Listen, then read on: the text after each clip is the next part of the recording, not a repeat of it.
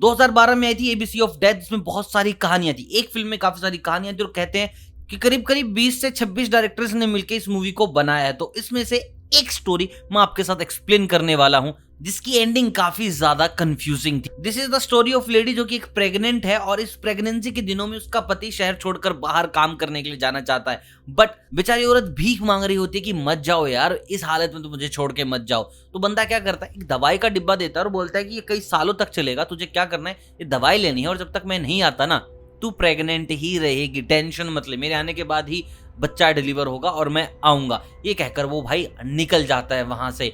और उसके बाद जो सीन चेंज होता है वो सीधा 13 साल बाद का चेंज होता है और सीन पहला ही काफी भयानक, मतलब कि 13 साल से वो जो औरत है वो दवाई खा रही है, बच्चे को पकड़े हुए है पेट के अंदर, और बच्चा पेट के अंदर इतना बड़ा हो गया है कि ये बात करने लगा है, सॉरी बात करने लगी है दोस्त, मतलब कि लड़की ही हुई है और लड़की अपनी माँ से बात कर रही है कि यार तू मुझे इतना अंदर क्यों रख रही है, बाहर आने दे। तो कहती कि नहीं, पति आएंगे तब तू बाहर आएगी, तब तक यही रहे।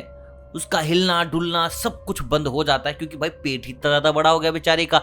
एंड वन डे इतनी ज्यादा मुसीबत आन खड़ी होती है कि भैया वो रह नहीं पाती। फिर उसकी बच्ची बोलती कि माँ मुझे आने दो बाहर, और उसके बाद शी एग्रीज ऑन दैट कि हाँ आ जा बेटा।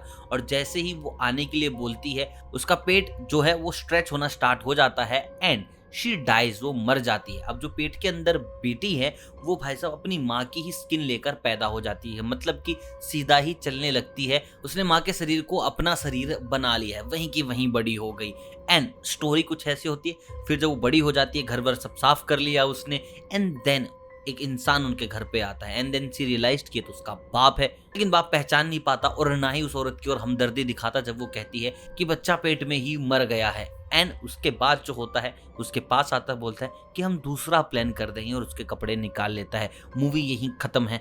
अब बचे हुए 1 मिनट में तुम्हें कहानी समझाऊंगा कि जो आदमी था जिसने दवाई दी थी, उसको पता था कि वो नहीं आएगा और उसने ये काम पहले भी कर रखा है, मतलब कि एवरीथिंग वॉज प्लान्ड। उसको पता था कि ये औरत है, इसकी एक बच्ची होगी और वो इसकी स्किन ले लेगी और दोबारा से ये मेरी बीवी बन जाएगी, मतलब कि एक नई औरत। और वही साइकिल वो चलाता रहता है, मतलब कि जो उसकी फर्स्ट सीन में बीवी थी वो भी कभी उसकी बेटी ही थी। क्योंकि जब वो बेटी माँ की शेप लेती है, जब माँ के अंदर आ जाती है, देन शी बिहेव्स लाइक कि भाई वो उसकी वाइफ ही है, उसके सामने कपड़े वपड़े निकाल देती है, बेटी की जगह वो वाइफ जैसा बिहेव करने लग जाती है। तो डायरेक्टर ने यही बताया है कि जो आदमी था, he is the main culprit, जिसने दवाई बनाई है कि औरत के बेटी होगी and then she becomes again बड़ी और उसके लिए एक नई औरत का प्रबंध हो जाएगा।